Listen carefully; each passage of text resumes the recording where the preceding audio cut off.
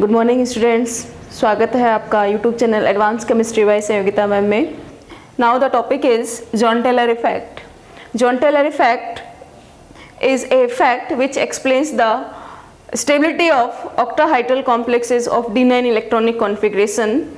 d9 electronic configuration के जो complex होते हैं उनकी शेप डिस्टॉर्टेड शेप होती है और वो डिस्टॉर्टेड शेप के कारण उनकी स्टेबिलिटी ज़्यादा होती है। ऑक्टाहाइड्रल शेप में उसकी स्टेबिलिटी कम होती है, लेकिन जो डिस्टॉर्शन आ जाता है उसकी शेप में तब उसकी स्टेबिलिटी इंक्रीज हो जाती है।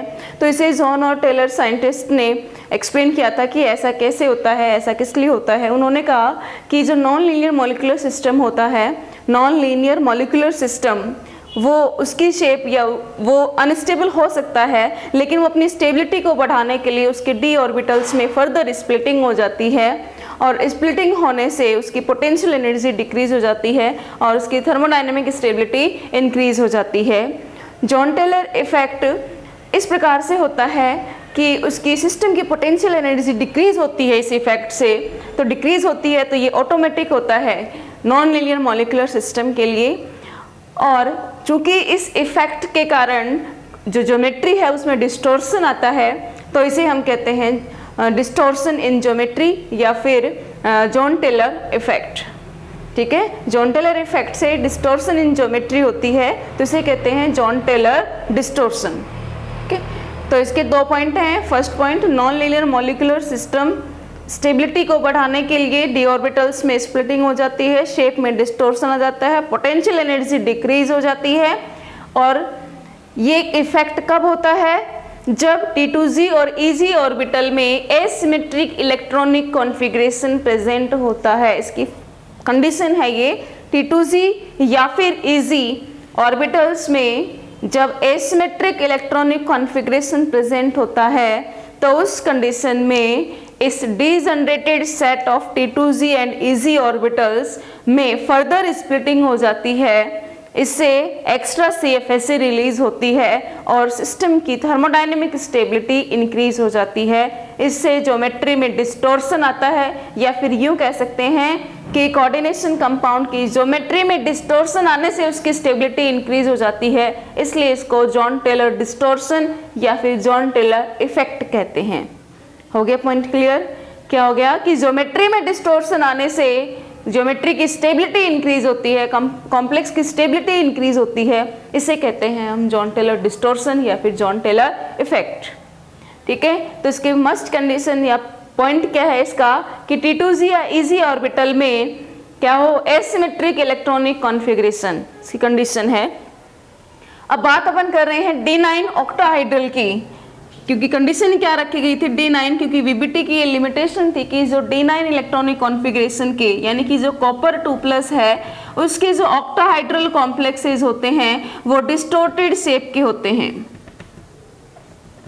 डिस्टॉर्टेड ज्योमेट्री होती है उनकी, जो वो एक्सप्लेन नहीं कर सकती थी। तो इसी को ध्यान में रख करके जॉन और टेलर ने जॉन-टेलर इफेक्ट दिया था। तो D9 इलेक्ट्रॉनिक कॉन्फ़िगरेशन में ऑक्टाहाइड्रल ज्योमेट्री में जॉन-टेलर डिस्टॉर्शन कब होगा? कब होगा? आपको कंडीशन मैंने बताई है कि जब T2z या EZ ऑर्बिटल में एसिमेट्रिक इलेक्ट्रॉनिक कॉन्फ़िगरेशन होगा। ठीक है, तो T2z और EZ इसमें एसिमेट्रिक होगा तो किस कंडीशन में स्ट्रॉन्ग होगा, किस कंडीशन में वीक होगा, किसकी वजह से ज्योमेट्री में डिस्टॉर्शन आएगा और किसकी वजह से ज्योमेट्री में डिस्टॉर्शन नहीं आएगा, ये भी आप समझ लीजिए। कैसे समझेंगे इसको? बात कौन सी ज्योमेट्री की हो रही है? ऑक्टाहाइड्रल। और ऑक्टाहाइड्रल के लिए जो डी ऑर्बिटल यूज में लिया जाता है, यानी कि जो लिगेंड्स प्रेजेंट होते हैं वो कहाँ प्रेजेंट होते हैं? X, Y and Z axis पर। तो जो डी ऑर्बिटल होते हैं वो कौन से यूज में होते हैं? इसमें dx² y² एंड dz², यानी कि जो अलोंग दी एक्सिस वाले डी ऑर्बिटल्स होते हैं वो ऑक्टाहाइड्रल शेप में बॉन्डिंग में पार्टिसिपेट करते हैं। ये होता है EG सेट। EG सेट, तो EG सेट जो होता है वो बॉन्डिंग में पार्टिसिपेट करता है। T2G सेट होता है वो नॉन बॉन्डिंग में रहता है, बॉन्डिंग में पार्टिसिपेट नहीं करता है। ठीक है, तो जो EG सेट है उसमें अगर इलेक्ट्रॉनिक कॉन्फ़िगरेशन एसिमेट्रिक होगा तो उस पर ज़्यादा इफेक्ट पड़ेगा बजाय कि किसके, T2Z के, क्योंकि T2Z तो बॉन्डिंग में भाग नहीं ले रहा है तो उसका इफेक्ट इतना नहीं पड़ेगा। इफेक्ट किसका पड़ेगा, EG सेट के। EG सेट में अगर एसिमेट्रिक इलेक्ट्रॉनिक कॉन्फ़िगरेशन प्रेजेंट है तो उससे ज्योमेट्री में डिस्टॉर्शन आएगा ही, वहां पर स्ट्रॉन्ग जॉन-टेलर इफेक्ट अराइज होगा। ठीक है, T2Z का फर्क नहीं पड़ेगा, EG का ज्यादा पड़ेगा। तो अपन देख लेते हैं हाई स्पिन और लो स्पिन कॉम्प्लेक्स में किस इलेक्ट्रॉनिक कॉन्फ़िगरेशन में जॉन-टेलर इफेक्ट होगा और कहाँ स्ट्रॉन्ग होगा या फिर वीक होगा, इसको अपन थोड़ा सा डिस्कस कर लेते हैं। मैं एक टेबल बना देती हूँ, आपको क्लियर हो जाएगा उससे।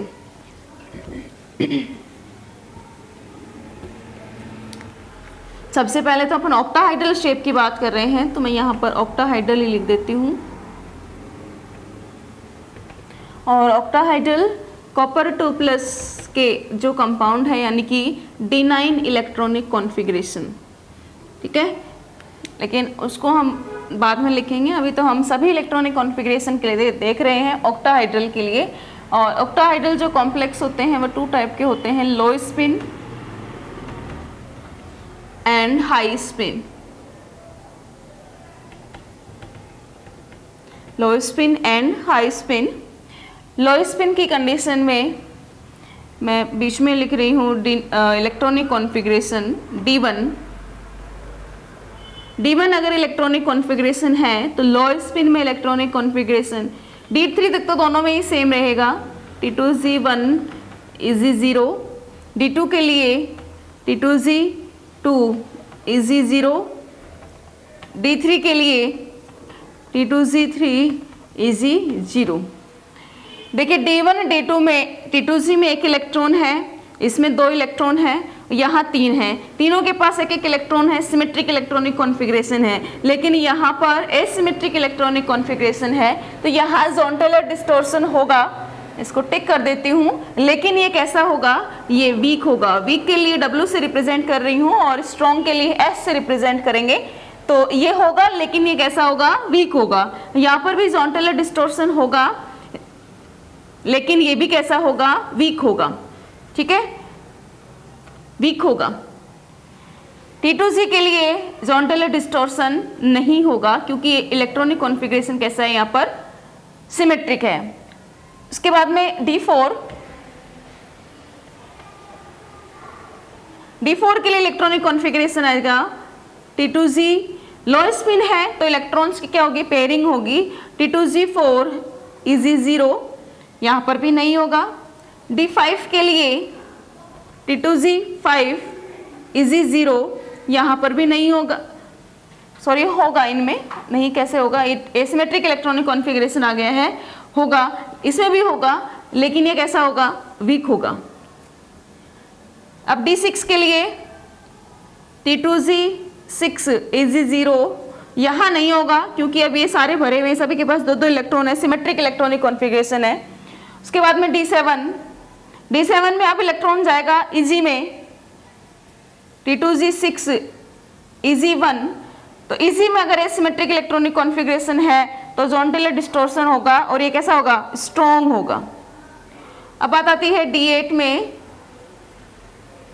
T2Z6 EZ2, यहाँ नहीं होगा क्योंकि दोनों EG में 1 इलेक्ट्रॉन आ गया है, यहाँ नहीं होगा। D9 के लिए वापस से आ जाएगा इसमें T2Z6 EZ3, तो यहाँ पर होगा जॉन-टेलर डिस्टॉर्शन और ये स्ट्रॉन्ग होगा। ठीक है, D10 में तो होगा ही नहीं।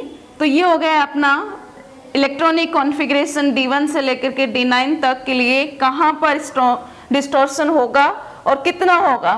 T2Z में एसिमेट्रिक इलेक्ट्रॉनिक कॉन्फ़िगरेशन है तो डिस्टॉर्शन होगा, लेकिन उसे ज्योमेट्री पर इफेक्ट नहीं पड़ेगा, वो वीक जॉन-टेलर डिस्टॉर्शन होगा।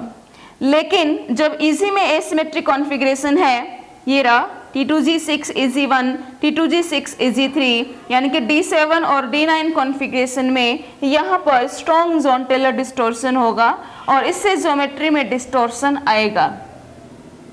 ठीक है, अब बात करते हैं हाई स्पिन की।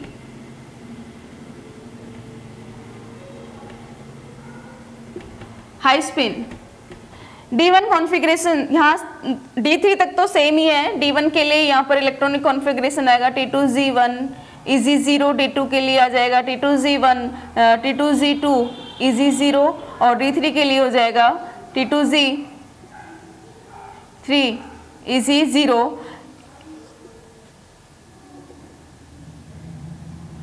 ये दोनों से D3 तक तो लो स्पिन और हाई स्पिन दोनों में सेम ही रहेगा। T2Z1 में जॉन टेलर डिस्टॉर्शन होगा लेकिन वीक होगा। T2Z2 में भी जॉन टेलर डिस्टॉर्शन होगा लेकिन वीक होगा, लेकिन यहाँ पर नहीं होगा क्योंकि सिमेट्रिक इलेक्ट्रॉनिक कॉन्फ़िगरेशन है। उसके बाद में D4 की कंडीशन में, अब चूंकि हाई स्पिन है तो इलेक्ट्रॉन EZ में जाएगा, ना कि T2Z में पेयर होगा, तो इलेक्ट्रॉनिक कॉन्फ़िगरेशन आएगा T2Z3 EZ1। इस कंडीशन में जॉन टेलर डिस्टॉर्शन होगा, स्ट्रॉन्ग होगा।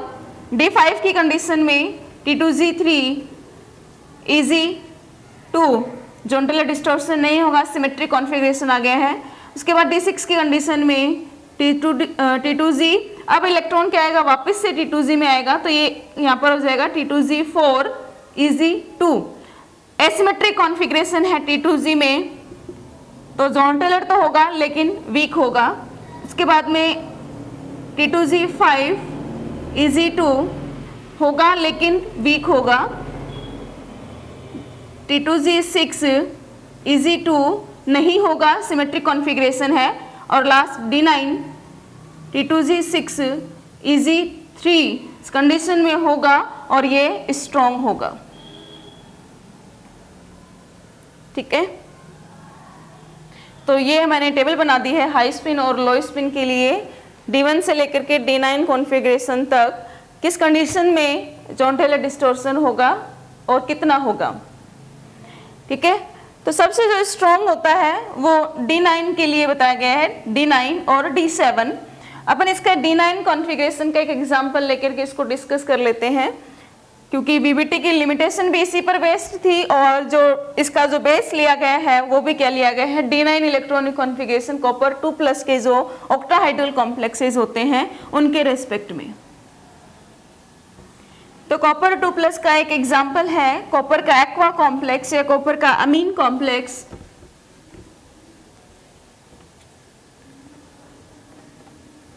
CuH2O6 2 पॉजिटिव और CuNH3O6 2 पॉजिटिव। ये थ्योरेटिकल क्वेश्चन भी आता है इस पर कि CuH2O6 2 पॉजिटिव और CuNH3O6 2 पॉजिटिव की ज्योमेट्री को, जो कि डिस्टॉर्टेड ऑक्टाहाइड्रल ज्योमेट्री होती है, उसको एक्सप्लेन करिए on the basis of Jahn Teller effect. ठीक है, तो कैसे इसकी ज्योमेट्री होती है, डिस्टॉर्टेड ज्योमेट्री कैसे होती है वो मैं आपको बता देती हूँ। Copper 2+ electronic configuration D9 3D9 4S0 4P0 D9 configuration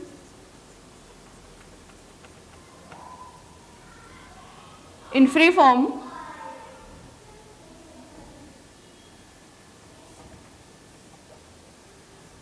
presence of ligand electronic configuration strong और वीक का कोई इफेक्ट नहीं पड़ता, इलेक्ट्रॉनिक कॉन्फ़िगरेशन दोनों ही कंडीशन में सेम रहेगा। 6 इलेक्ट्रॉन यहाँ आ जाएंगे, बचे हुए 3 इलेक्ट्रॉन ये रहे। T2Z6 EZ3 electronic configuration. अब क्या कहते हैं कि ये जो T2Z और EZ है इसमें फर्दर स्प्लिटिंग हो जाती है। ये जो डिजनरेटेड सेट है T2Z और EZ, इसमें फर्दर स्प्लिटिंग होगी। तो T2Z में कौन से यहाँ पर ऑर्बिटल्स आते हैं, DXY YZ और DXZ। यहाँ पर प्रेजेंट होता है DX² Y² एंड DZ²। दोनों में Z कंपोनेंट वाले ऑर्बिटल्स प्रेजेंट है। ऑक्टाहाइड्रल शेप में जो डिस्टोर्शन माना गया है वो Z एक्सिस के अलोंग लिया गया है। Z एक्सिस ये वाली X एंड Y, इसके रेस्पेक्ट में डिस्टोर्शन को एक्सप्लेन किया है कि Z एक्सिस को या तो इसको कंप्रेस कर दें या इसको इलोंगेट कर दें। Z एक्सिस को दबा दें अंदर की ओर या इसको बाहर की ओर खींच लें। Z को दबाएं मतलब Z इन कंडीशन, जेड को बाहर की ओर खींचे, जेड आउट कंडीशन। जेड इन मतलब ये बॉन्ड लेंथ क्या हो जाएगी, कम, इनके रेस्पेक्ट में जेड वाली बॉन्ड लेंथ हो जाएगी कम। तो दो कंडीशन बना देती हूं आपको, बाहर की ओर। देखिए इस कंडीशन में जब जेड को अंदर की ओर दबा दिया है तो मेटल लिगेंड बॉन्ड लेंथ कम हो गई है, इंटरेक्शन ज्यादा होगा, इंटरेक्शन ज्यादा होगा, रिपल्शन ज्यादा होगा, रिपल्शन ज्यादा होगा, एनर्जी ज्यादा होगी।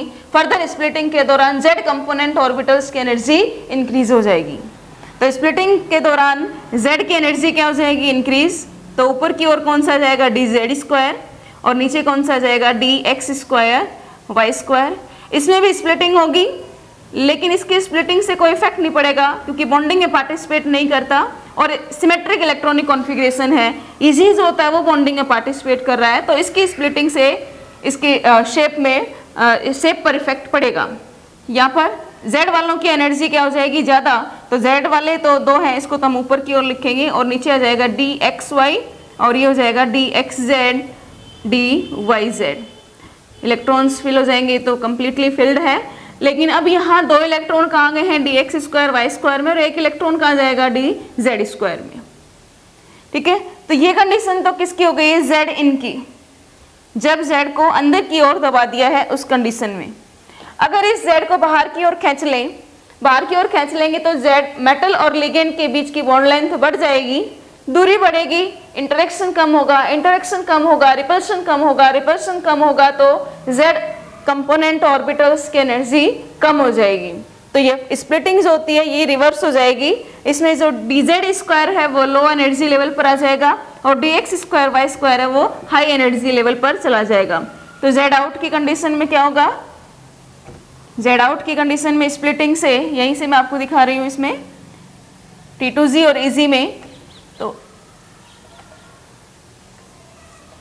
ऊपर तो क्या चला जाएगा इसमें dx स्क्वायर वाई स्क्वायर और नीचे की ओर क्या आ जाएगा, D Z square.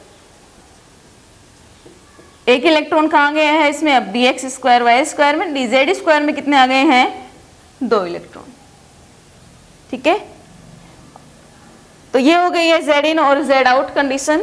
Octahedral shape तो वो होती है जिसमें सारी बॉन्ड लेंथ सेम हो, लेकिन यहाँ पर बॉन्ड लेंथ सारी इक्वल नहीं है। जेड एक्सिस पर जो बॉन्ड लेंथ होती है वो एक्स वाई एक्सिस से या तो कम होती है या फिर उससे ज्यादा होती है। इसे ही हम कहते हैं डिस्टॉर्टेड इन ऑक्टाहाइड्रल, डिस्टॉर्शन इन ऑक्टाहाइड्रल शेप।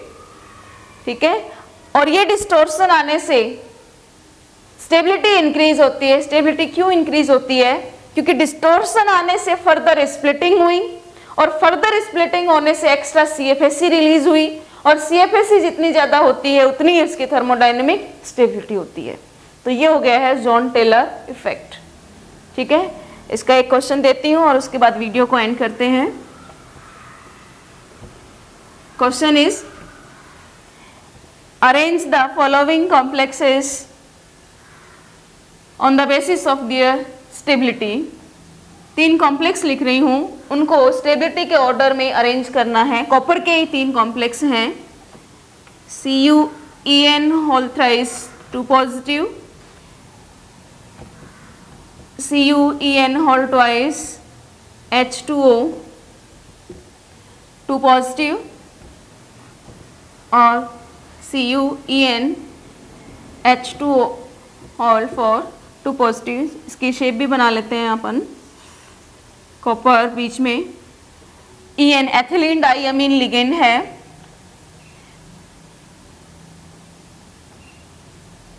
इसके लिए शेप आ जाएगी इसकी इस प्रकार से 2 पॉजिटिव,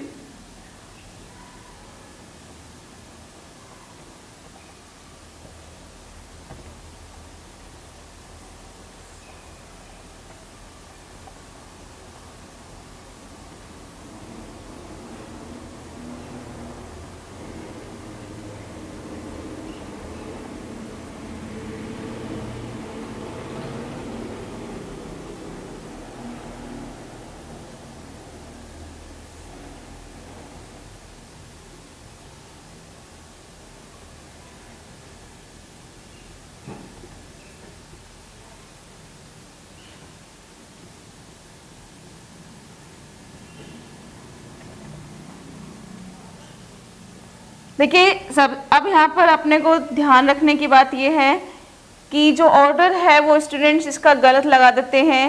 क्या देख करके? किलेट रिंग्स को, जो ये किलेट रिंग फॉर्म हो रही है इसके नंबर देख करके इसकी सबसे ज़्यादा स्टेबिलिटी कर देते हैं कि इसमें नंबर ऑफ किलेट रिंग्स ज़्यादा है, मतलब इसकी स्टेबिलिटी ज़्यादा है।